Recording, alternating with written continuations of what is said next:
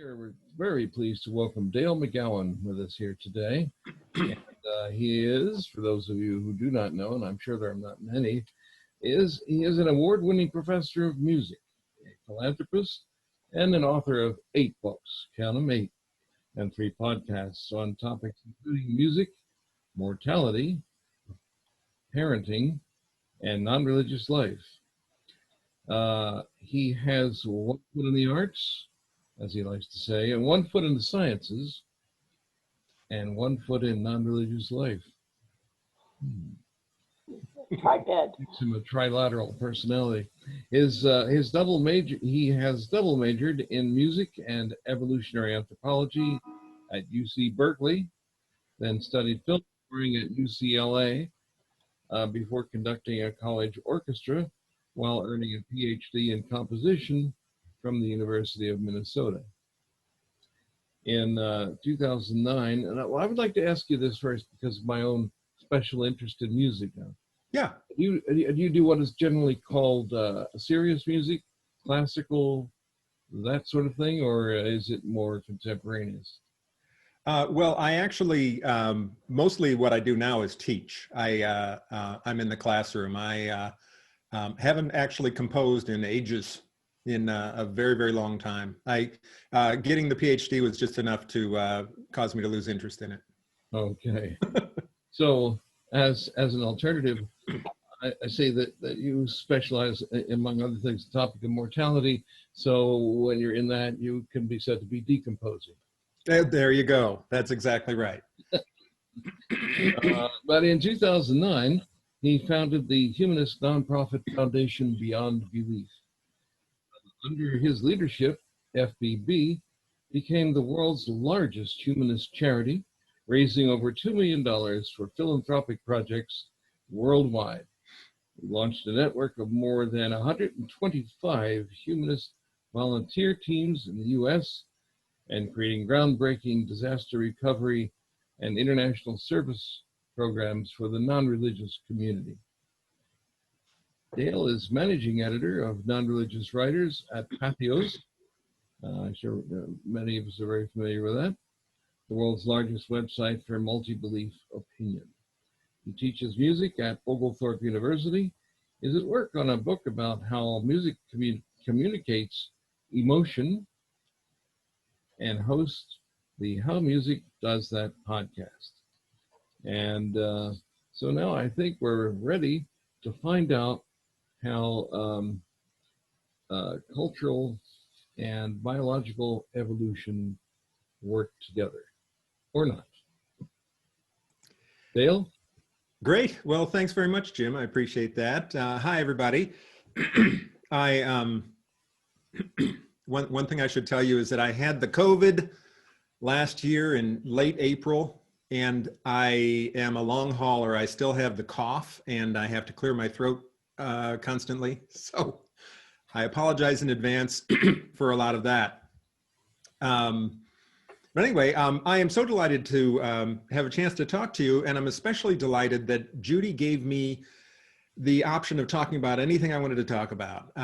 Initially, we had talked about parenting, and that would be fine. But my kids are all adults now, and I've talked about parenting for 14 years straight, and I'm eager to talk about other things, including the talk that I'm giving today is just a current fascination of mine. I'll talk for about 45 minutes or so, and then we'll open it up.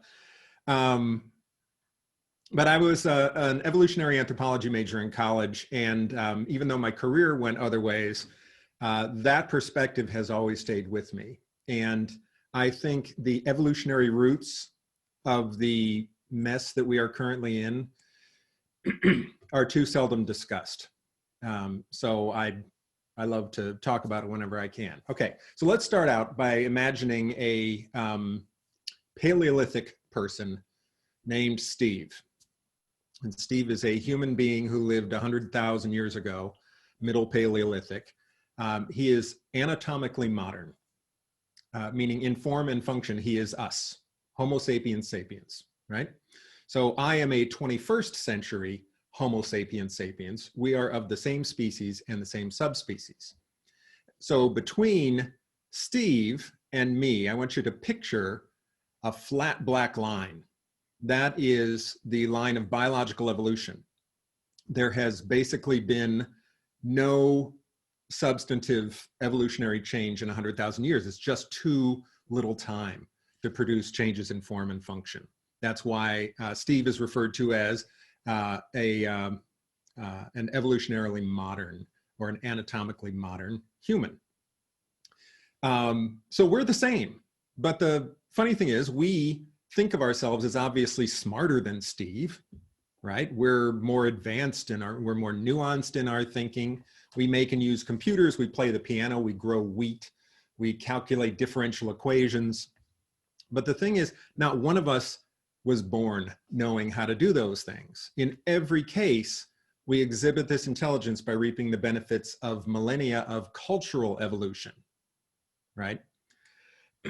And we each start from square one when we're born, learning skills and gaining knowledge only after we are born. And that may seem obvious when I say it, but we tend to think in this amorphous way that we are somehow born modern, right? That the invention of agriculture and the scientific revolution and the moon landing are all somehow present in a new baby born into the 21st century in a way that these things weren't present in Steve when he was born. And the fact is, it's not true. We are absolutely as unmarked at birth by all that progress as he was. And if Steve somehow enrolled in a 21st century preschool when he was 3 years old, he would have the same chance of ending up with a PhD in astrophysics as his classmates. So this goes both directions. If a Stone Age infant is the same as a modern newborn, then a modern infant is the same as a Stone Age newborn. We are all essentially born into the Stone Age. And then we have about 7,000 days to become fully functional adults in the modern world, to catch up on 100,000 years of cultural evolution. That's an absolutely astonishing task to think of what we have to do. So you can think of cultural evolution as like amassing of knowledge and experience and technology and social change on which the modern world is built, right? Picture that. So you've got that black line, flat black line, that's biological evolution. Picture a rising blue line over the top of that, rising much, much faster above that, and then eventually becoming nearly vertical as it takes off. So as cultural evolution takes off, especially after the agricultural revolution 11,000 years ago, and certainly after the scientific revolution 500 years ago, as it does that, the gap between biological evolution and cultural evolution grows, right? So back in the Paleolithic, they would have been very close to each other, very similar. By the time we start to get this, the agricultural revolution, scientific revolution, there's an enormous gap, right? And this creates a serious problem. In each generation, we know more than the previous generations knew. But because biological evolution hasn't had any time to move, each individual is born at that same Stone Age baseline, down below the rising line of culture. And then picture straight black lines. These are the slides that I'm describing. Picture straight black lines that represent each person. You're born, and your line reaches up toward the culture line from the Stone Age where you were born. It reaches up toward the culture line. Billions of individual lines reaching up toward that as it passes overhead. That is an attempt to gain the competency that you need to live in the modern world. And that happens or fails to happen through education, which includes parenting, and experience. And we've got one lifetime in which to do it, in which to close that gap the best we can. Now, that's made more difficult by the fact that our instincts and our tendencies and our fears and our limitations forged by prehistoric life on the African savanna have not been revised in all that time. We are born with the same instincts and tendencies and fears that Steve was born with. 120,000 hominid generations were spent living in the Paleolithic in a difficult environment at the edge of extinction before we settled into agricultural communities about 11,000 years ago. And only 500 generations have passed since then. That's a lot of generations, but it's also nothing. It's also just a blink in time. The scientific revolution was 20 generations ago. That's nothing compared to 120,000 generations in the Paleolithic. All the cultural progress that we have made since the end of the Stone Age is complete news to a newborn. Agriculture, medicine, science, literature, technology, none of that has made the slightest impression on a child born today. But what did leave a mark was 2.4 million years of hominid life before that. And it was a really hard time to be alive, and we almost didn't make it. Our species is still suffering from the post-traumatic stress of 120,000 generations in hell. And just like a battle veteran who hits the dirt when he hears a backfiring car, it takes very little to push the Paleolithic button in our heads, driving us to fearful instincts that were helpful then, but can be tragic now. I don't know if you're familiar with the British psychologist John Bowlby. He introduced a concept of an environment of evolutionary adaptedness, or the EEA. The environment of evolutionary adaptedness is the place and time for which a given feature or an entire organism was primarily shaped by natural selection. We were shaped for life in Paleolithic Africa. So Paleolithic Africa is our environment of evolutionary adaptedness, right? So in the Paleolithic, culture and biology had not diverged very much. As I said, we were living in the world that we were adapted for. It matched the cognitive architecture that we're born with. And that is no longer true. We're still born with that Stone Age cognitive architecture, but cultural evolution has created a radically different world for us to live in. The natural instincts that you have are not intended to help you survive while traveling at 70 miles an hour in a metal box, surrounded by other great apes doing the same thing. They're not intended for a 24-hour news cycle that informs you of violence and instability in every corner of the world. Your instincts are not adapted to social media that inundates you with messages of approval and disapproval from hundreds of people every day. It's not even adapted to making good decisions when you're standing in front of the fridge, for crying out loud. And the gap between the world we were adapted for and the world we live in is increasing with blinding speed. Just 50 generations ago, we lived at the center of a comprehensible universe that was made just for us. It's about 6,000 years old, small enough to fit inside what is now known to be the orbit of the moon. That's how big we thought the universe was, with room for 3 more universes. We were specially created in the image of God and given dominion over all the earth and its creatures. Most of us lived in small communities in which we knew all the people around us, who also tended to look and act and speak like us. That's the world that we lived in.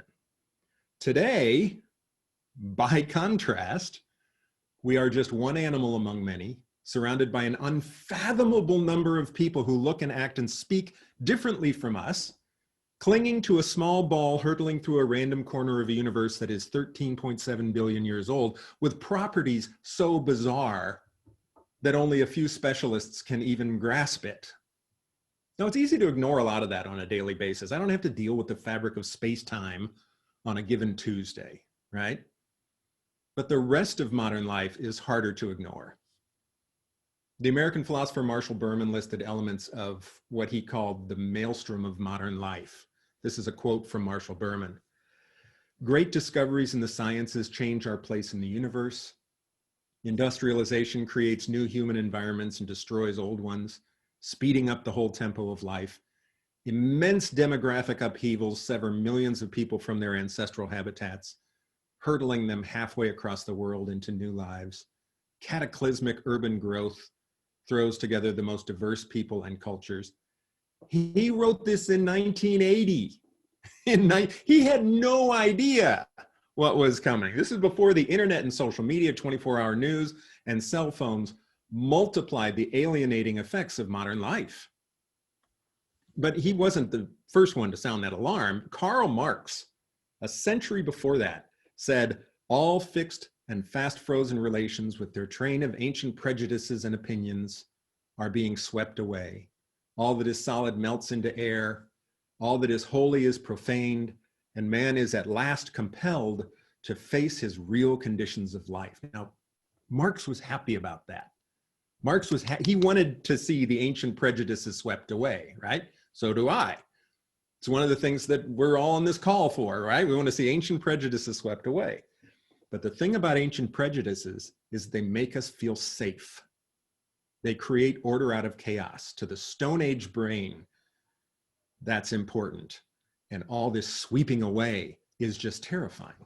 Getting rid of bigotry is terrifying to the Stone Age brain. So to push through to the full implications of all this, we need to get inside the Stone Age heads that we're born with. So back to Steve, all right? To piece together his cognitive architecture and ours, evolutionary psychologists look at the brains and behaviors of our closest relatives, the great apes, and the brains and behaviors of current isolated hunter-gatherer populations. Those are two of the ways in. Those are the humans that are living closest to Paleolithic conditions right now. So I want to focus on just two elements that anthropologists talk about in this situation. One is big numbers, and the other one is something called the amity-enmity complex, okay? First, big numbers. Our ability to conceive of the world was always driven by what was useful for survival, right? We would develop the cognitive architecture that we need. The same is true with, excuse me, the distance that Steve could walk in a few days, for example, might have been in his conceptual toolbox. He could hold that in his mind. But 5,000 miles is a distance that wouldn't have had any meaning to Steve, right? It's of no use to a Stone Age mind because they would never encounter any need for that. So same thing with time. A day, a year, 10 years, sure. Maybe even a human lifetime, that would have been usefully within his grasp. And his numerical cognitive development would have reflected that. But there was no advantage in him grasping 10,000 or 100,000 years, much less millions or billions. There's just no reason, right? In those cases, we run up against what the mathematician John Allen Paulos calls a complexity horizon. This is a level of complexity beyond which explanation is pointless, because the person lacks the ability to process the information. I run up against my personal complexity horizon, by the way, every time my son explains to me with great enthusiasm the application of knot theory to particle physics. I want to understand, but I lack the foundation. I don't have enough of a foundation to even understand what he's talking about. So Paulos actually had a great expression for this. He said, if you lack the foundation for understanding, if something is beyond your complexity horizon, it's the equivalent of dogs trying to understand constitutional law. I think that's a good, vivid image. So we developed the ability to get past that complexity horizon, to work with numbers and distances and spans of time that kept us alive and reproducing, right? And never going past it unless we needed to. Larger numbers, greater spans of time or space were just irrelevant. Eventually, we found ingenious ways to access and manipulate those huge concepts once we needed them, okay? But before we go there, let's establish a cognitive baseline for numbers. The modern world is just awash in huge numbers, billions of people, trillions of dollars, gigabytes of data, light years of distance, millennia of time, none of which would have been useful in the Paleolithic, right? Numbers are one key to recognizing the gap between the world that we've created and the Stone Age cognitive abilities in our skulls. Language differences can capture this in what is called numerical cognition. I don't know if you've heard that term, but it's no surprise that hunter-gatherer languages have no word for billion, right? That's not a surprise. Slightly more unexpected is the near total lack in hunter-gatherer languages for the word 100. But it goes even farther. Most hunter-gatherer languages in the world today lack a word for 10 or 8 or even 5. The Australian Aboriginal Warlpiri language has words for 1, and 2, and everything higher than that is many, because that's all they need. And there are many of these so-called one-to-many languages that among hunter-gatherers in the world, because more precise counting is rarely necessary. They frequently have to distinguish between 1 and 2. But above that, they don't have to be more precise. Now, it's not that they can't count higher when they need to. To refer to a specific number, they just combine smaller numbers. There's a tribe in the Torres Strait Islands called the Gumagal tribe, and they have what amounts to a base 2 numbering system. Number 1 is Urapan. Okay, that's a 1. 2 is Ukasar. 3 is Ukasar Urapan. 4 is Ukasar Ukasar.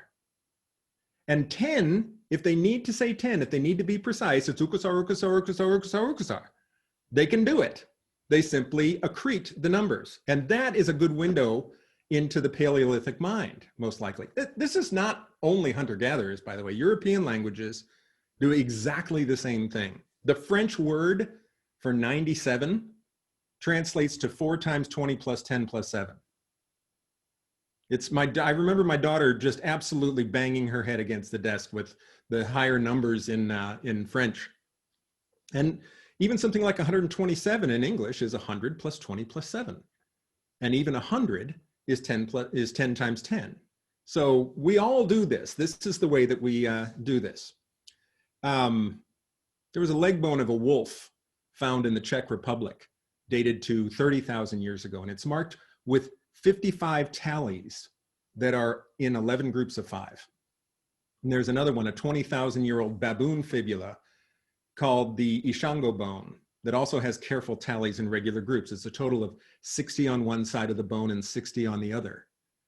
So this practice of grouping to leverage small numbers or concepts into big ones is a type of something called mediation. And this is one of the main things that I want to get to today, is this idea of mediation. It's a shortcut between direct experience or ability and a higher, less accessible concept, mediation. So 5 ones grouped together becomes a new unit, which can be grouped again and again to create a number beyond our direct comprehension. Mediation created the modern world. Now, most of the progress from the Paleolithic to today, agriculture, building, trade, long distance travel, cities and government and industry and medicine, quantum physics, human flight, supercomputers, space travel, all of that has relied on ever more complex mediators, such as math, science, technology, and language. These mediators boost us beyond our natural capacities. They're bridging from Stone Age brains to a universe that would otherwise remain beyond our grasp. Telescopes and microscopes are mediators, as are calculators and computers, right? But also groups of 5 tallies. All of those are things that make it possible to make that leap. Okay, so that's numbers. The other cognitive limit I want to look at is a social one. Steve most likely lived in a hunter-gatherer band of 10 to 15 people. You get much smaller or larger than that and you run into resource problems. Either too few people to gather resources or too many to feed. So 10 to 15 turns out to be a good baseline for our social apparatus. There's a British anthropologist named Robin Dunbar, who found that most people today have an inner core of about 5 people to whom we devote about 40% of our social attention. 5 people. 10 more people get another 20% of our attention. So 2/3 of our time goes to about 15 people. Dunbar also suggested a cognitive upper limit to the total number of people with whom you can have stable social relationships, meaning you know who each person is and how they relate to each other. And that upper limit, called the Dunbar number, is 150. This number I can handle if I know everybody in the group at least a little bit, okay? Groups larger than 150 people need some kind of mediation frequently to work, like law or contracts, ethics, norms. These are mediators from me to communities that are more complex than I have the architecture to deal with. So this is why public speaking to large groups is such a huge fear for people. You're dealing with people far above your Dunbar number frequently, and you don't know them, right? I mean, that's a double whammy, double anxiety. So one of the strategies for dealing with that is to not see them as individuals, but as one thing, an audience. I'm just speaking to an audience, not 3,000 people, one audience. Or you pick out one or two people in the crowd that you know and you speak to them. That's one of the things that got me through my early days of public speaking. These are both mediation strategies. Okay. Now, what if I don't accept or understand the mediation of a social contract or norms or laws, or maybe I've lost confidence in them because some event has raised my fear level? Let's go back to Steve. Because food was hard to come by in the Paleolithic, cooperation within a small group would have been advantageous. It's a good thing. But cooperating with the group next door would have doubled the mouths to feed without moving the needle much on available food. So genetic tendencies toward in-group cooperation and out-group hostility provided this selective advantage. And you would learn to distrust people who dressed or looked or acted differently from you. They're all potential out-group indicators, right? The more different they were, the more likely their interests conflicted with yours. This is called the amity-enmity complex. This in-group, out-group dynamic was a sensible approach to staying alive in a small, sparsely populated world. But today, in a densely interdependent world, the same characteristics are more often harmful than helpful. So the Paleolithic population was about 26,000 human beings on the planet in the Middle Paleolithic.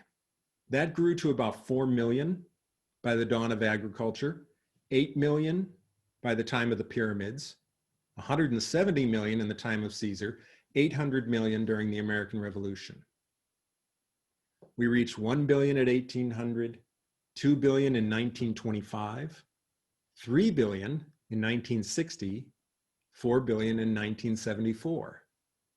We are now sprinting toward 8 billion with a new billion added every 12 years, 4 babies a second. Now, adding a billion people to the planet once took 11,000 years. That's how long it took to add a billion. Now it happens between a child's first day of kindergarten and last day of high school. Okay, then there's density. Most people live in densities 1,000 times higher than the Paleolithic. A lot of cities have 50,000 people per square mile. So rules of engagement that worked well between small independent groups of 10 to 15 in a sparsely populated environment, fearing difference, violently repelling strangers, not a good idea in close quarters. If the change in density had taken place slowly over millions of years, natural selection would have begun to favor cooperation and tolerance as the more adaptive way to be. But what took 120 generations to etch into our character can't be buffed out in 50 generations. There just hasn't been enough time. Mediators help us manage in the alien world that we've built. Science, math, technology, all mediators. And when they tell us that space and time are woven together and we share common ancestry with all life on Earth and tiny invisible organisms can make us sick and die, we can either accept or reject the mediation that brings us those findings. Expert consensus is a hugely important mediator. If I understand and accept the scientific method, then I hear that climate scientists by overwhelming consensus say that humans are causing catastrophic climate change. I don't have to understand their field to accept the mediation of their consensus. But here's the crucial point. Everyone has mediators between them and the world, absolutely everyone. Nobody's just dangling out there, baffled by the world, but shrugging their shoulders. If it isn't science and math and technology that are boosting you to an understanding of the world, it might be alternative facts like religion and magical thinking, and conspiracy theories. One way or another, our cognitive architecture demands to be to understand the world, to be made to understand how the world is put together. And if it's not going to be science and technology, it may very well be magical thinking. So as the gap between biology and culture grows, it becomes more and more difficult to bridge that gap. So we've created this enormous system of education to close the gap. That's what it's for. The idea of universal education is only about 200 years old.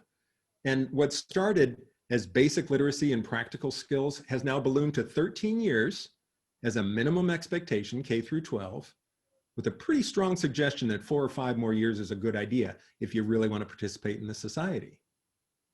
The purpose of education from parents and schools and ourselves is to bring the population from the Stone Age to a minimum level of cultural competency. Nobody can ever completely master the culture. Nobody does it. It's mediators that allow us to function in this alien place. Parenting, education, and other privileges get us to a certain point, and mediators do the rest. So if you picture those black lines again, those individual lives, right? Picture them rising to different heights on the way up to that culture line, because not everybody has the same advantages. Not everybody gets the same boost at the beginning. And then we're back to Paulos and the complexity horizon, right? That basic threshold. But those black lines don't just represent education. They don't just represent knowledge. They represent other advantages as well, like security. Somebody who grows up being made to feel insecure by poverty or lack of educational opportunities, or parents who beat them, or a church that terrifies them with hell, that person is more likely to retreat into our Paleolithic programming. That world in which people who look and act like us, are good, people who don't are the enemy, women are women and men are men, that is a world that our Stone Age brains understand. So it helps to think of this as pushing a Paleolithic button in our heads. That's a thing to visualize at this point. It's actually a common misconception that the products of evolution have to be present at birth, but that's not always the case. There's an evolutionary psychologist named Laith Al-Shawaf, who I like to follow. And he said, many of our evolved tendencies come online in the phase of development when they are needed. And they often do so in response to environmental cues. So birds are born with the evolved capacity for flight, but they don't actually fly until physical development plus environmental cues pushes the flight button, right? Without that combination, the genetic capacity won't express itself. So we are born with the capacity for language, for example, but without environmental inputs at the right time, we won't speak. A lot of our Paleolithic tendencies are like this. There's an infant cognition specialist named David Rakison, and he said there is no evidence that fear of snakes or spiders is innate. Infants possess a fear mechanism that makes them prepared to learn quickly that snakes and spiders are associated with a specific emotional or behavioral response. Now, that's an important distinction. Environmental triggers are required to push those buttons. So the same is true of the fear of difference. The genetic tendency is there. We all have the genetic tendency to fear difference. It's forged by 2 million years of evolution. But it requires environmental cues like input from peers or parents or preachers, or a bad experience or a lack of personal security. It requires something like that to be expressed. So remember, what was it, South Pacific? You've got to be taught to be afraid of people whose eyes are oddly made. That's technically true, but it's helpful to recognize that the gun is well and truly cocked already. It's not just the teaching. It's the predisposition as well. So if someone falls short of basic cultural competency, they fall short of that basic foundation that allows them to reach the mediators, and then you say to them, well, the expert scientific consensus on climate change says they can't hear you. They can't hear what you're saying. They lack the basic foundation that gets them above the line so they can then accept the help of mediators like expert opinion. But it's worse than that if their Paleolithic buttons have already been pushed, right? Because at that point, they aren't blank You know, they aren't blank slates, right? That would be too terrifying. They have put other mediators in place: pseudoscience, conspiracy theories, astrology, folk wisdom, religion, whatever. They have put something in there that is difficult to dislodge because it's frequently the thing that matches our predispositions, right? Our thirsty cortex will be fed. That gap will be filled with something. So if you get in there after something is already in place, it's an uphill battle. Your competing knowledge becomes a threat to the mediators that they already rely on. Now, for people in that situation, Barack Obama, for example, was a category error from the start. Not only did he support all that gibberish that they didn't believe in, all that science and equal rights and so on, he was also the wrong color for a president. They had in their minds a particular categorical description of what a president looks like. And the fact that he didn't fit that stirred something very deep in them, something that their environments had allowed to come online. And when a certain other president said immigrants are criminals and rapists, and said to close the borders, and political correctness is insane, and our tribe is the greatest in the world, and science is not as good as your gut feeling, don't listen to the so-called experts, people below that horizon cried tears of relief and joy. And here was somebody who finally made sense. So we shouldn't be surprised that there was no limit to their allegiance to him. He made the world make sense again for people who couldn't grasp the mediators that help a lot of the rest of us make sense of the world. But here's the thing. When I compare my little black line to the lines of every supporter of that president among my friends and family, not one of them has had all the advantages that I have had. Not one of them has had all the advantages in parenting and education and personal security that I've had. A lot of them have been going to a fundamentalist church from the time they were 6 years old, for example. And the thing I also have to recognize is that most of my advantages have been unearned. They're not things that I earned, they're things that I started in a better place than a lot of other people. And that changes the way that I approach these issues. It makes me a little more circumspect when I realize that I have unearned advantages. I've experienced less fear and insecurity than most people, especially when I was young, which helped my Paleolithic buttons stay unpushed. And that made it easy for me to value and accept diversity instead of being instinctively threatened by it, right? Matthew Chapman, filmmaker, what is he, the great-grandson of Charles Darwin, I think, is what he is, or great-great. Chapman once suggested that socialized medicine helped secularize Europe by boosting the existential security of the whole population. I think he's right. There's something to be said for making people feel more existentially secure, and that allows them to move outside of that bubble of protection. So I got a broad critical education, and I was encouraged to freely explore the world around me, which made me less vulnerable to manipulation by demagogues. And I'm a blind and dumb progressive if I can't acknowledge that many others missed out on that for reasons out of their control. I think that has to be acknowledged. I didn't have a disempowering life crisis before I could develop the personal resources to manage it. So I never had to retreat into the cave of my innate fears. I know a lot of friends who had a drug or alcohol problem that led to them grasping at religion. Most of you probably have friends like that as well. I never had that disadvantage. I felt safe growing up. My parents were not authoritarian. My economic and racial bubbles were permeable. And I never attended a dogmatic church that replaced my curiosity and empathy with tribalism and fear. Some people who do that manage to escape. They manage to get out of it. I was fortunate to not even have to escape that. I was never frightened with hell or made to question my own worth. Some people had these deficits but still found their way to climb out, and others had too steep a climb. Then there's the temperamental or even genetic predisposition toward anxiety and a high startle reflex. I don't know if you've seen the research for this. It's fascinating. Measurable as early as age 4. It's been found to correlate highly with social conservatism later in life. If you have a child that startles easily in preschool, they did longitudinal studies and tracked them to adulthood, and they were much more likely to become social conservatives. In other words, they were much more likely to have that button pushed. if I swapped my genes and my upbringing and my education, my experience for those of the most die-hard Trump supporter in my family, I would have supported Trump.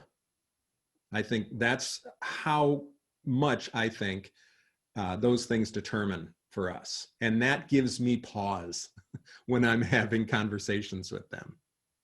The fact that so many people I know and love were largely robbed by circumstance of the ability to function in a world in which comfortable categories are disrupted, and what used to be easy moral answers are now seen as wrong, and humans are suddenly capable of killing the planet, that fact complicates my response to the cultural bonfire that they have set.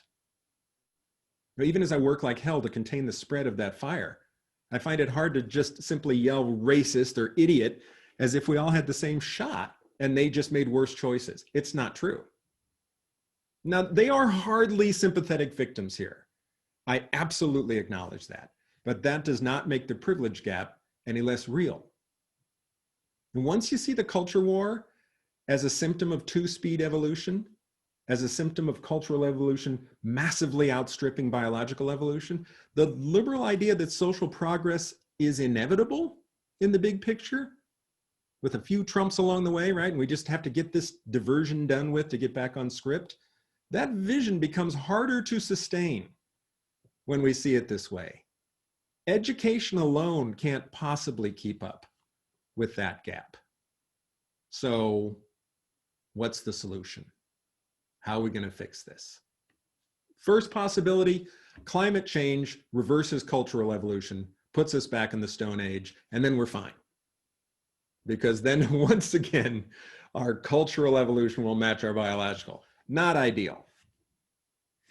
Number two, we could fix it with gene editing. We can just fix what's broken about our genes. We'll never do it, even if it is a good idea, which I'm not convinced about.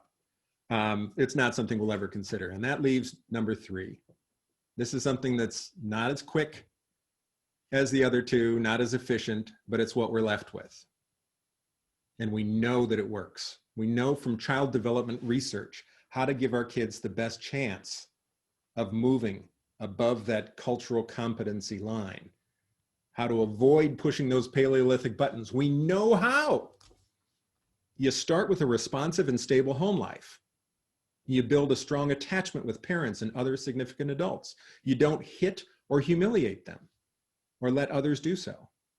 You encourage them to challenge authority, including your own. You make them comfortable with difference. You use knowledge to drive out fear. Build a sense of curiosity and wonder that will keep them self-educating for life. Let them know that your love and support are unconditional. Teach and expect responsibility and maturity. Encourage self-reliance. That's how we do it. See, I got to parenting after all. But more millennials and Zoomers have been raised in that parenting model than any prior generation. That authoritative parenting model is what it's called. And it's beginning to show good results. With any luck, they will spread that confidence and security to others. And our generation can take our jittery Paleolithic tendencies with us into the void. So there, oh, I hit it almost on the nose. That's it, and I can open it up to questions.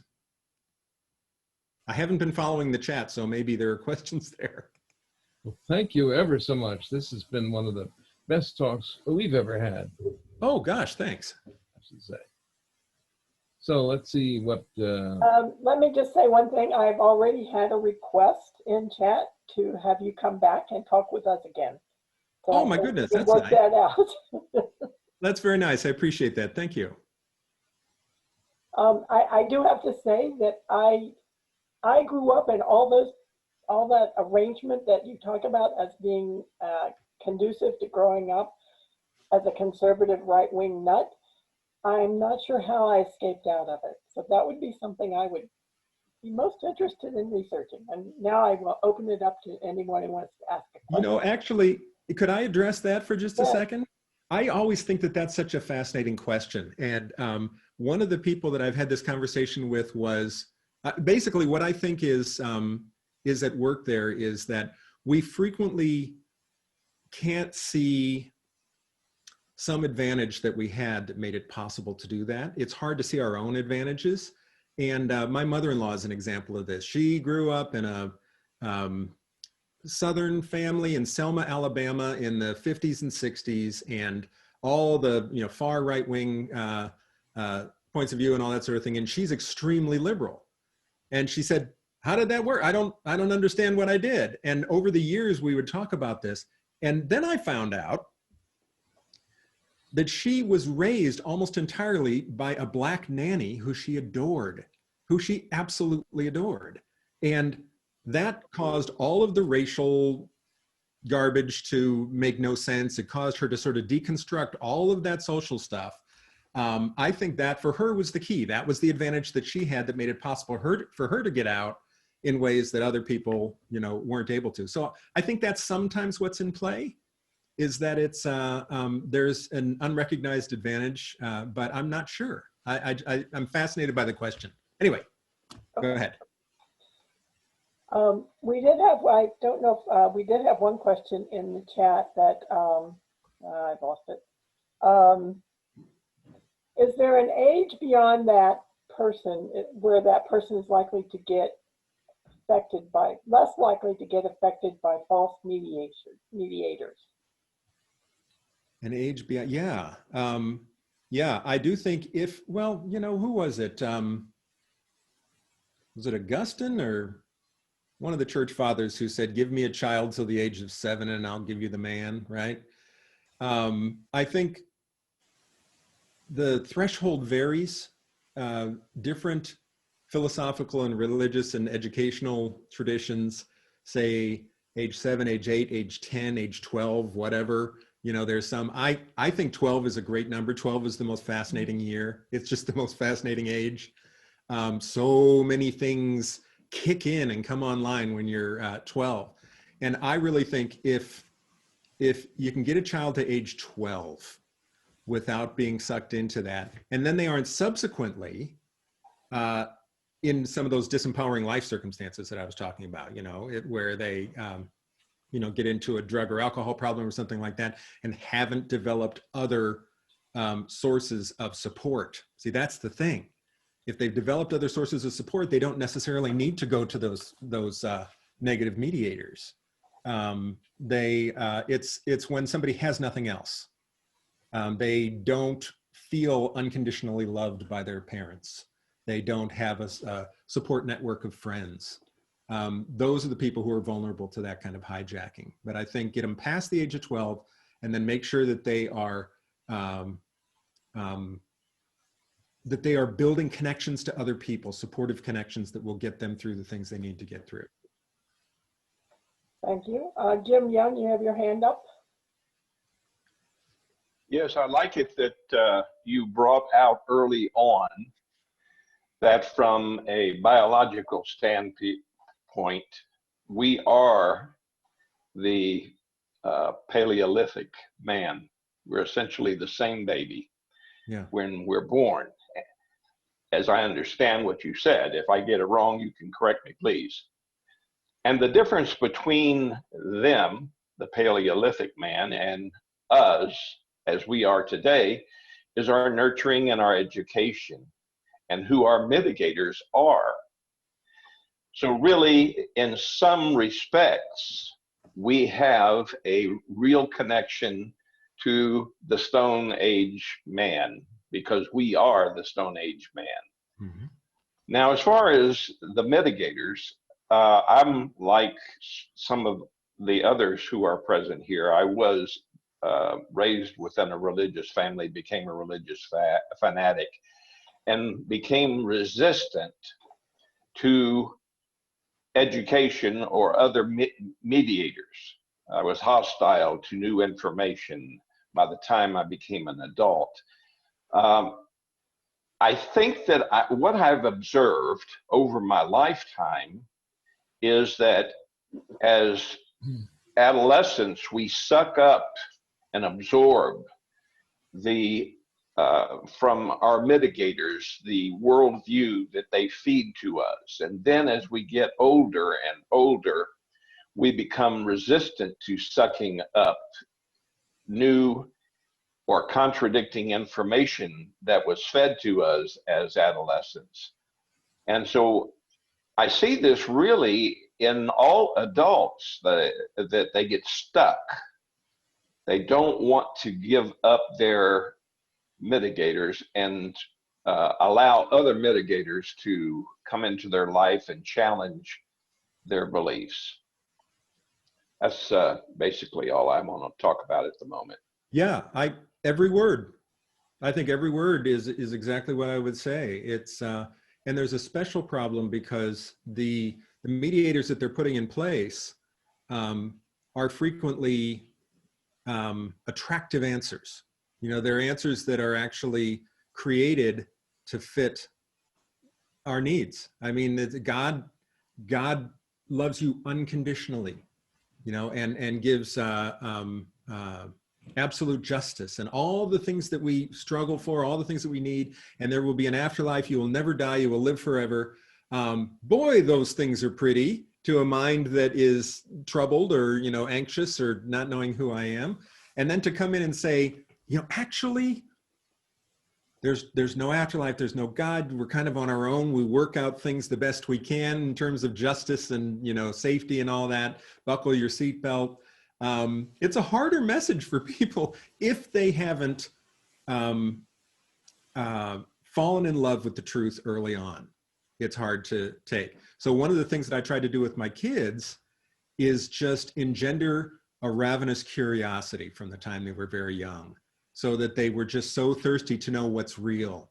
They were so fascinated by what's real that they would have no patience for any nonsense that would come in there. They would bat it out of the way, you know, so that they could see what's real.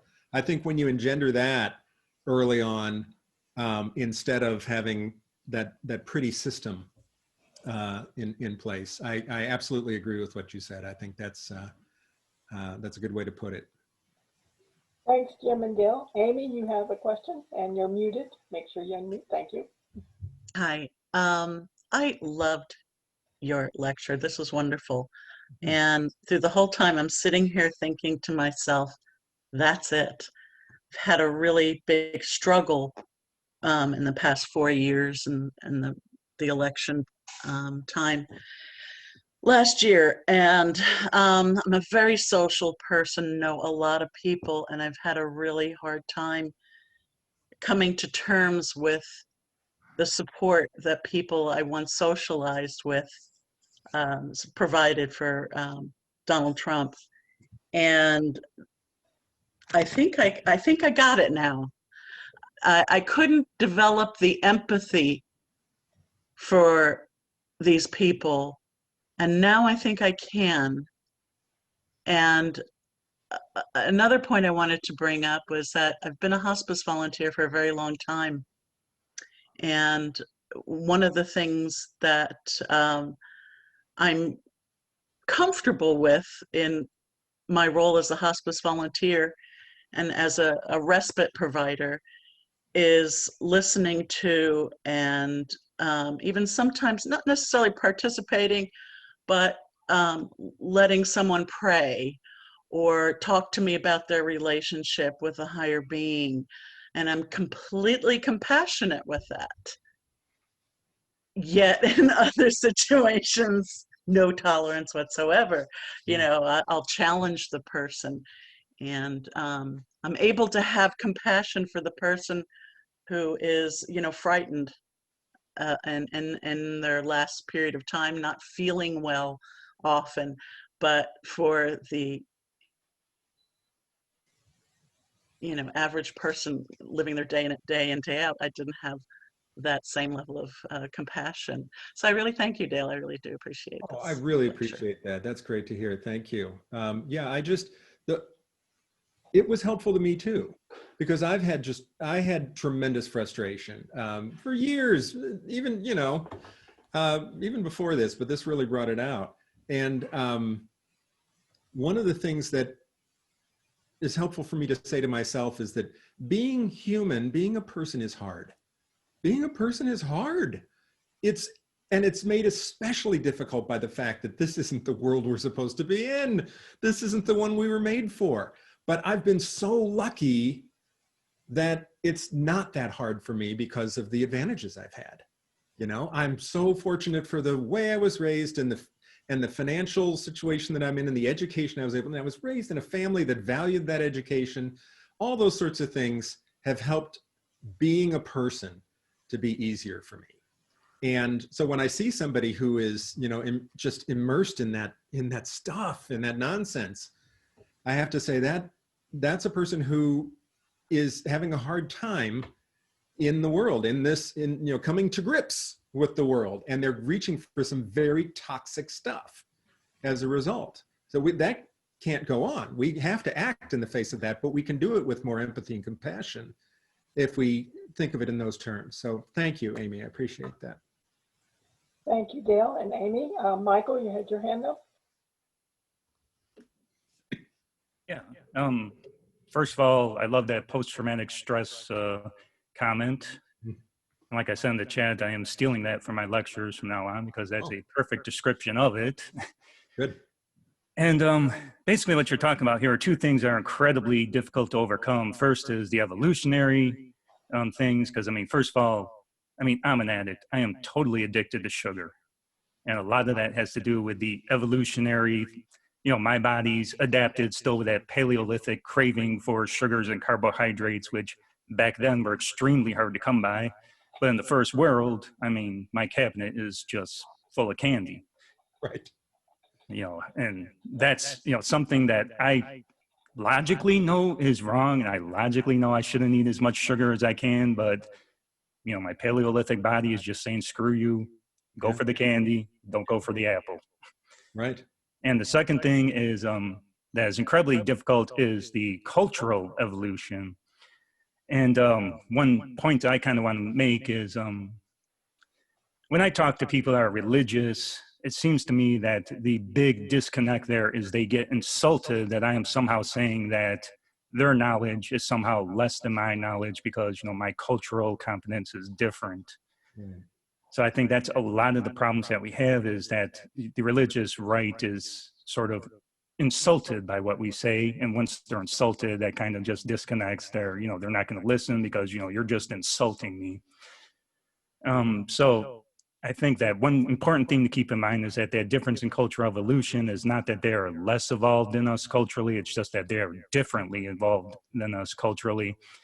And the one question I keep coming up with, and, you know, I'm not going to say you have the answer or really anyone has the answer, but I mean, how would you communicate with somebody with that different cultural understanding in a way where it doesn't seem like we're coming across as condescending to them? I honestly think that that's the hardest thing in this. Yeah. It's just tremendously difficult because it's not actually coming from a place of condescension at all. Right. It's coming from a place of, but it sounds like it.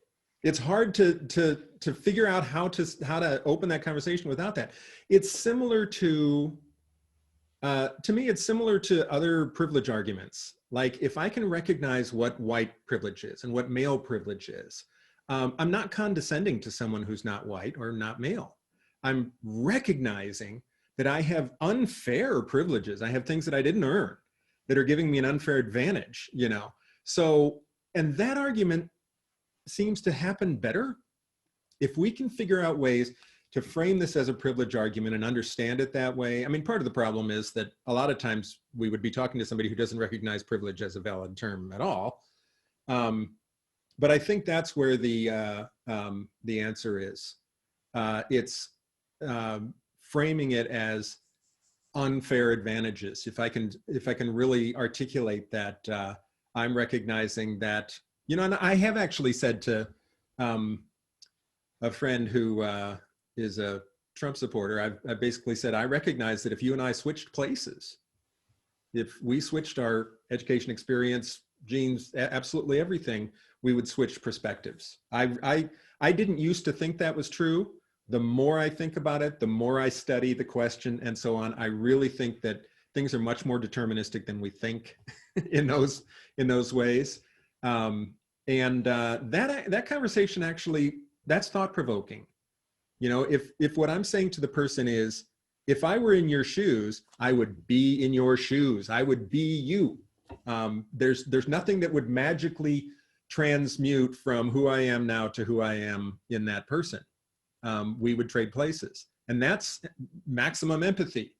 You know, so then if the conversation starts there, we can have a whole different kind of conversation. It's not that I'm better than you and you ought to see it the way that I see it. I understand why you don't. You know, it's not saying that it's right, but that can actually make a conversation possible. It's very difficult. Yeah, and there's also one more cultural component too, is that they've done studies that show that when you are exposed to a perspective that is radically different than yours, there seems to be something culturally in us that's sort of hardwired to become more fundamental in our beliefs. So, Yeah, did you, yeah, I'm sorry, go ahead. oh, no, I was just going to say that's another thing that, we have to keep in mind that has to be overcome, because, it's not just a matter of saying, hey, here's the facts, because, lots of times you could present these facts to the people and you could be, give them all the studies, all the statistics and everything, and they'll still turn around and just be like, I don't care. This is my belief and you can't dissuade me from it. Absolutely. Hey, did you see the PET scans? I think it was PET scan studies from a couple of years ago that showed that when your beliefs are challenged, when your core beliefs are challenged, your brain reacts in an identical way to a physical attack. Yes. It's actually, that was an amazing finding. That's an incredible thing to recognize. So yeah, exactly what you're saying. It's the wall goes up in the same way that hands would go up if you're being physically attacked. Right. Okay. Thank you. Sure. Thanks, Michael and Dale. I will say to you that sometimes I have felt morally superior to some of these people and probably have been condescending to them. So I have to work on that myself. Mr. Peterson, you had a question. Yes. Again, thank you so much for this very profoundly moving and instructive.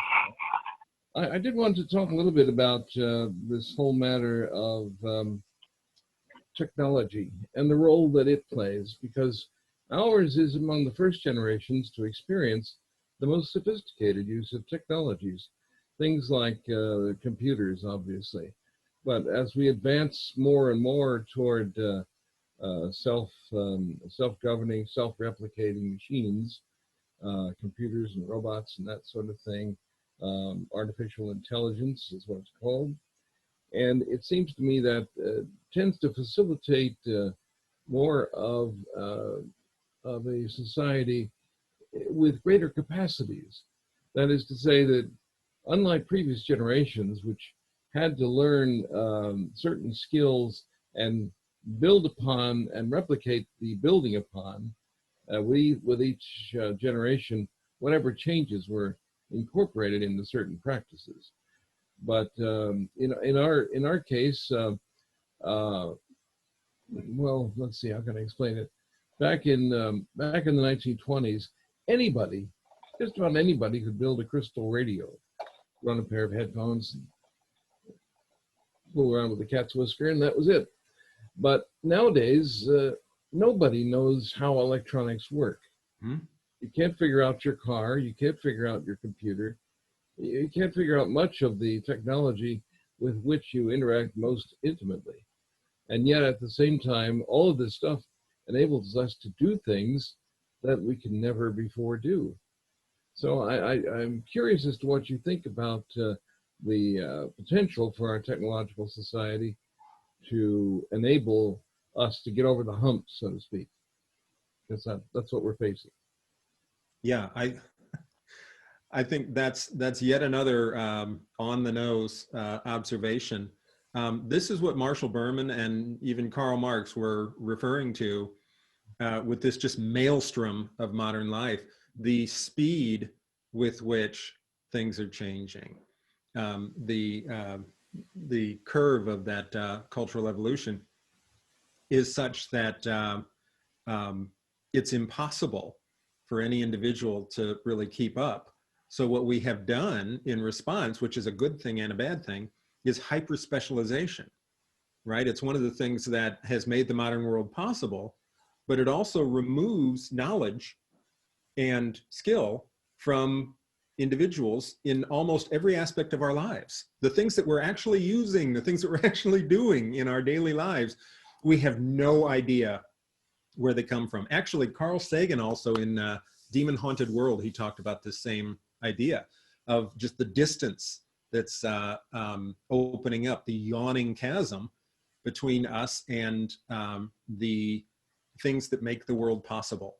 And the radio is a perfect example, or fixing a car, anything like that. It is, it's moving so quickly that all we can do in response is trust the mediators. That's all we can do, is trust the idea of expertise and say, I'm getting on this plane. I don't know how planes fly, but I'm getting on the plane because I got to fly somewhere, right? And then you multiply that by 10,000 to all the aspects of modern life. Well, there are some people, the people who are saying 5G networks or whatever they're saying, I can't even remember what the whole thing is. That is a failure to trust the mediator. And it's going to continue to be a problem. I don't have any idea what the solution is to that. I really don't, except for that, you know, starting from good parenting and good education, very, very young, and making people feel safe, and then making them curious. Other than that, I just don't know. Thanks, Dale and Jim. Andrea, you had your hand up. Did you want to ask a question?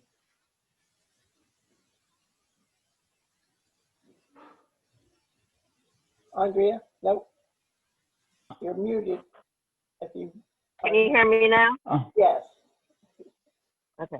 What I've learned from what you said is that it's my fault my brother is Republican, because I picked on him relentlessly when we were kids, which gave him a great reflex. Probably not, but I hope that's not true, because I picked on my younger brother relentlessly when we were kids, and I feel terrible about it. But he's a flaming liberal, so that worked out all right.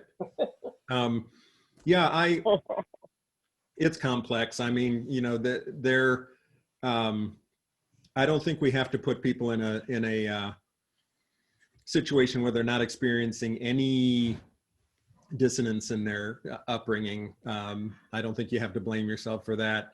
It's what people experience on balance, I think, ends up being it. So no, I absolve you of that one.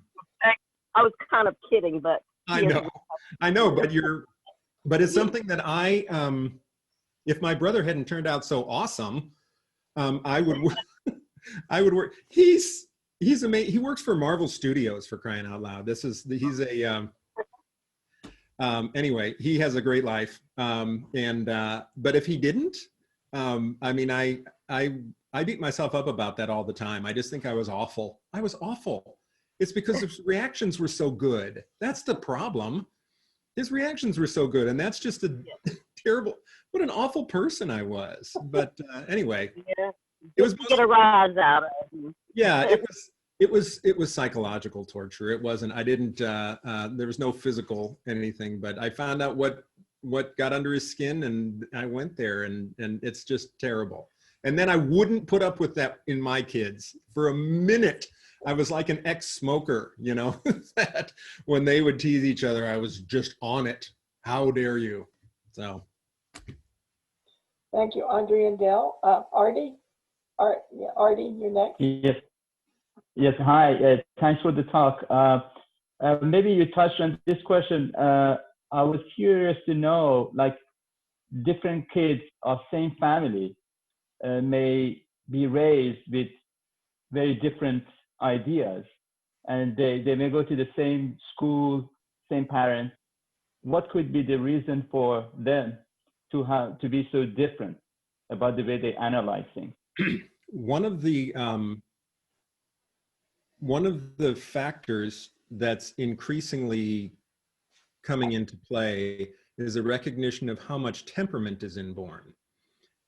This is something that temperament was always understood to be partly genetic, but they're now saying that between 45 and 70% of temperament is from birth, is genetic.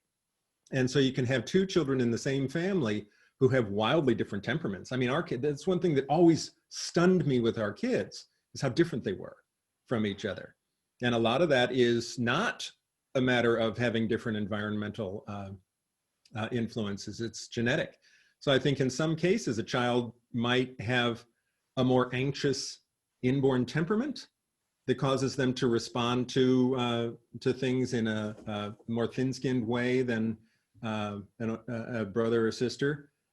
So that's just one that comes to mind right away as a possibility. Then there are just differences of experience and so on. But yeah, I think that's where the questions start to get really interesting, when you have kids with similar backgrounds or family experience. I just want to add, mothers have been saying that for centuries. Yes, that's true. Kids are different. It's true. Yeah. Thank you, Gail and Artie and Amy. Chris, you had your hand up. When you were talking before, you said that education wasn't the answer, but then you go into parenting, which is a matter of education. Plus, I would also think that teaching the Civil War was not due to slavery, and that evolution isn't true. You know, God created everything, would also cause great problems in the modern world. So when you discount education, I'm curious as to why you're saying that. Oh no, I don't actually discount education. I think it's one of the most important things. It's just not enough. Education is essential, but you also have to have security, personal security. If you have all the knowledge that you get from education, but you're going home and being beaten every day, it's not going to, you're not going to end up in the place that you need to be. It needs to be a combination of those. So I'm an educator. My wife is an educator. It's absolutely essential, but it's not enough. We have to also have those aspects of personal security in place. You need to have the physical aspect of security, knowing where your next meal was. And Right. It's not, like you say, being at plus, but that won't work alone. You also need education. That's right. Absolutely. Thank you, Chris and Gail. Michael, you wanted to say something else? Yeah, you're talking about the technology. I mean, that's a whole subject. I'm sure you could do a whole hour or 2 or 3 hours just on the whole technological aspect. One thing we gotta remember about technology is also a result of the culture. We have this myth in our culture that somehow computers are analogous to the human brain, and computers do not think. Computers are not at all analogous to the human brain. Computers only work unto what you input in them. They have no ability to interpret information. So when people are relying on computers for their information, I mean, you're not relying on anything that could interpret information. No, it's true. Yeah, I think it's a mediator in the same way that a telescope is, for example. Yeah, it's another tool, I mean, that we're using with our Paleolithic brain. Correct. Yeah, I think that's right.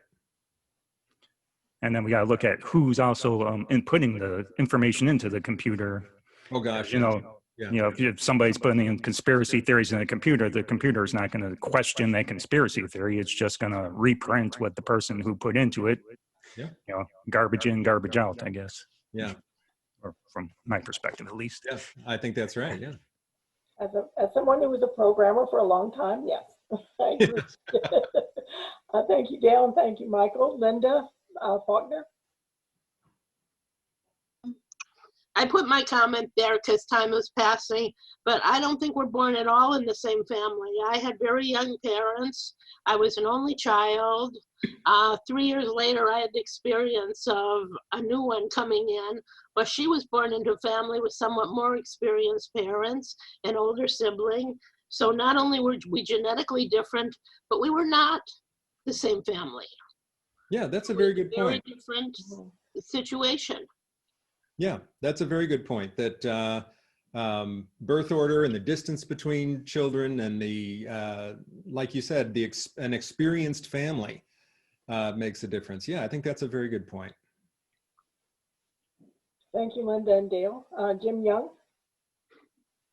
I'm always interested in people who are stuck in their beliefs, their worldview, and I study, try to find ways to shock them, if you will, from their certainty of their truth, the certainty of their truth.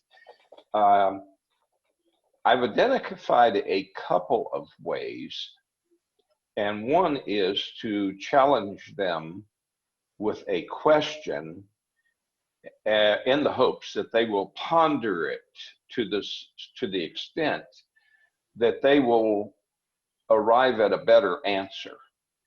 For example, I often challenge people to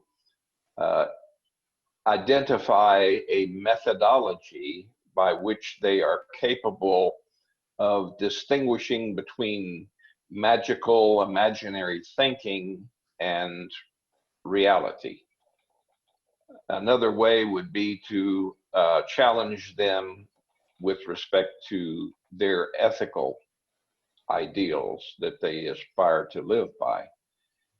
Have you any suggestions that would help an activist who seeks out and engages people who are right-wing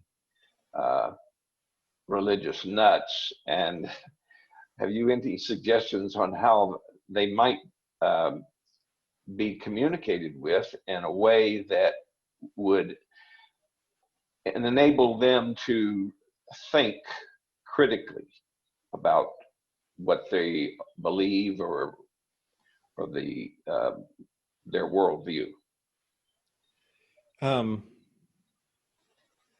What you're ultimately coming up against is what parents come up against with Santa Claus. Kids who do the Santa thing, we did Santa in our household with a very light touch. I've written about the critical thinking advantages, I think, of doing that with kids and allowing them to find their way out of it as a sort of dry run for thinking about other myth systems. So we did it, we had fun with it. And my kids would come to me when they were young, when they were 6 or something like that. And they would never come up to me and say, "Is Santa Claus real?" That's not what they said. What they would say is, how do the reindeer fly? You know, they'd have this little question that just started eating at them a little bit. How do the reindeer fly? And I remember what I would always say is, well, some people say, right? I didn't just answer the question outright. I would say, well, some people say. So I remember when my son asked me that question, I said, well, some people say they eat magic corn. The lamest possible answer. And you know what he did? He said, okay. And he ran off and played because he didn't want to stop believing. His will to believe was stronger than his will to know. There was this question that was bugging him, and all he wanted to have was that question just dismissed, just fixed, right? This is what happens to people when they go to church or when they ask a reverend a question and they ask the pastor, why do bad things happen to good people or whatever? And the pastor gives them a silly answer, magic corn. And they say, excellent, that's all I needed, was something to get rid of that little nagging doubt. But what happens with the kids is gradually over the course of time, usually by the time they're about 8 years old, sometimes it goes up to 9, but 8 is very common, their will to know exceeds their will to believe. And that's when a kid will look at you and say, as my son did, is Santa real? And that's when I say, you want to know? You want me to say? And he says, I said, what do you think is the deal? What do you think is true? And he said, I think it's the moms and dads. He was so excited. And I said, you got it. How does that feel? And he said, it's a relief. The world makes sense again, is what he said. Because he was a very science-minded kid, right? You know, gravity and the planets and physics and all this kind of stuff. And then there's this magic man at the North Pole with the flying reindeer. It was just this one weird thing that that was the thing he wanted to get rid of. So that's a long way of saying, I think the answer is you've got to help people get to the point where their will to know, their desire to know, exceeds their desire to believe a particular thing. And if they haven't engendered curiosity early on in their life, it's very, very difficult to get them to do that. What you can frequently do is, if you have a relationship with a person and you can enter into conversation and you can be an example for them, that has been the biggest thing in my life. I have a long trail of people behind me who left religion and who said that I was part of the reason for that. And I never tried to convince any of them out of it. Never.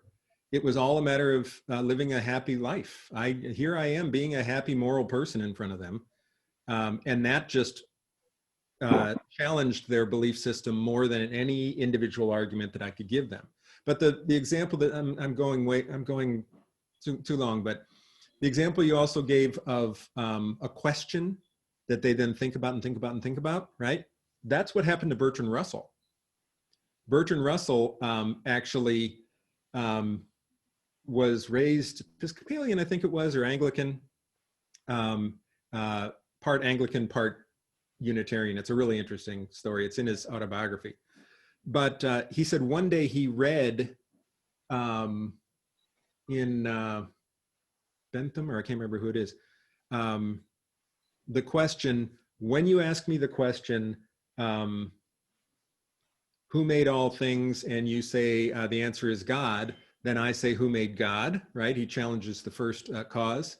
That was the question that got into Bertrand Russell's head when he was about 11 years old, 12 years old.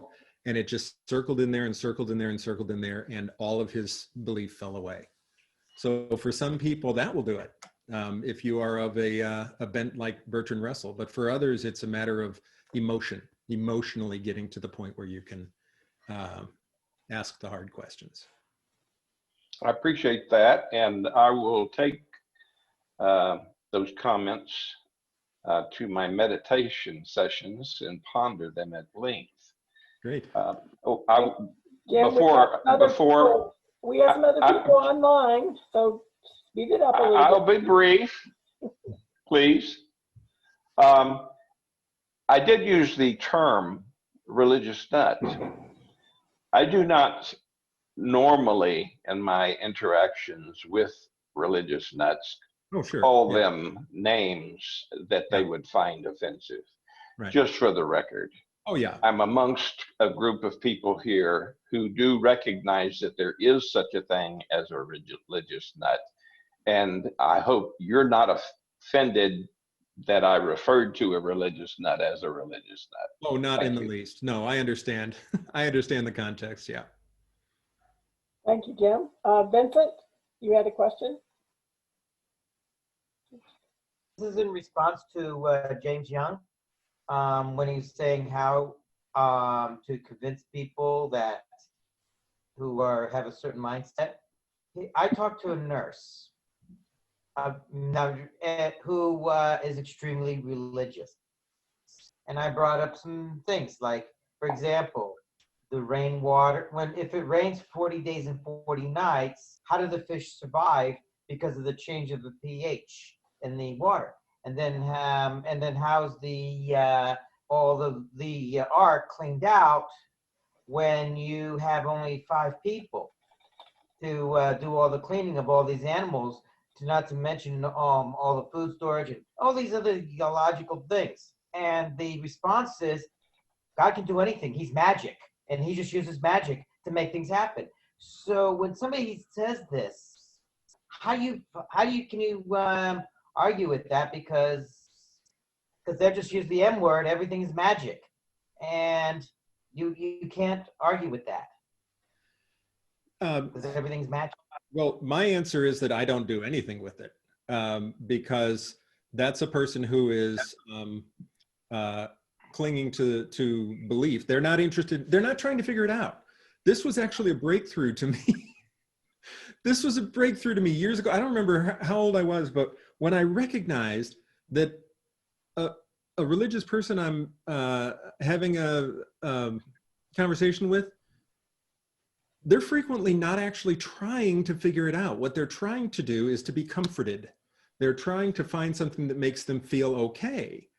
And I just keep, in frustration, I keep bringing these obvious critical arguments to bear.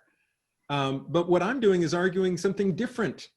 I am arguing the facts of this. I am arguing logically, rationally. They are approaching it emotionally. And so they are really genuinely going la, la, la, la, la, because all you're doing, the more sense you make, the more threatening it is to the thing that's comforting them. So that's why long ago I gave up really active discourse to dislodge people's beliefs. Instead, I take a much less direct way, and it's been quite effective. Being an example and writing and articulating a positive humanist worldview, those sorts of things. Because life's too short. I was gonna have a stroke if I kept at it that way. Thank you, Vincent and Dale. Michael, you had something else? Yeah, I'm a cultural anthropologist, and one of the main tenets of cultural anthropology is this thing called cultural relativity, which is something that sounds incredibly simple, but is actually incredibly, incredibly difficult. And so, this is kind of going back to this whole, not calling them religious nuts. It's not just not calling them religious nuts to their face, but you also have to not think of them as religious nuts, because once you start doing that, you're in a position where you're not trying to understand them, you're judging them. And that's going to turn them off too. So, we have to also make an attempt to understand them. And that also means finding out why they believe what they do. I mean, I will actually go to religious services and go to a church, even though I might be very uncomfortable, and I often leave with incredibly pounding headaches over what I've heard. But I also want to know why they believe what they believe, and not just assume that I know what they believe. So, I mean, I think that's also something that we really need to keep in mind when we're trying to communicate with these people. And yes, I know, you might say they're not making the attempt to understand us, but, it's kind of like that old adage of two wrongs don't make a right. So I think we kind of have to, as atheists, understand that. Yeah, that's a very good point.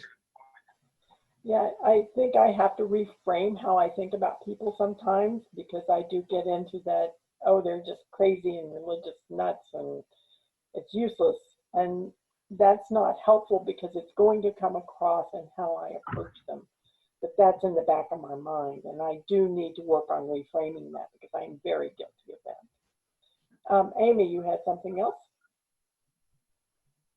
Yeah, I think, was listening to James' question earlier, and I think what you're looking for is a verbal grenade that you can just throw at someone, and all of a sudden the light bulb goes on. And it's not going to happen with, I just don't, it's such an emotional, needy place that they are in, that a life without that security is just unfathomable. So I think what you do, in my case, is I explain to them when they're being a little religiousist, is that the word? I mean, bigoted in terms of their faith, assuming everybody knows what Jesus said. I'm saying, I'm sorry, I don't know what Jesus said. And could you explain that to me, And I'll be part of the conversation. But I also show them that, look, I'm a good person. I live a very happy life. What I call myself a success. I do volunteer work. I have a very fulfilling life, I think. So by example, I can say, you can be me too without that. You know what I mean? Yeah, that's a lot. Yeah, and yeah, be out there and support people who are in office, who are free thinkers and so forth, support that kind of thing. But to go up to a person and just lob that grenade, I think just might make them even more defensive, because, like I said, in hospice, I don't cross that line. Why? Because you respect a person in their final hours, right? Saying, I had a friend, lifelong atheist, and in the end, her father brought in, a pastor to talk to her. And she said, "You're going to think I'm crazy, but I want him to come back." She says, "I got some comfort there." And I said, Oh, "Honey, no, I don't think you're crazy. I just think you're human." right, right. So, Yeah. yeah, so I think we have to do it kind of slowly. One of my dearest friends now, she loves to tell the story that the first time I met her, I told her to F off. And it was basically, we were taking pictures at a beach concert of the sunset. And she says, "Now you know why there's a God."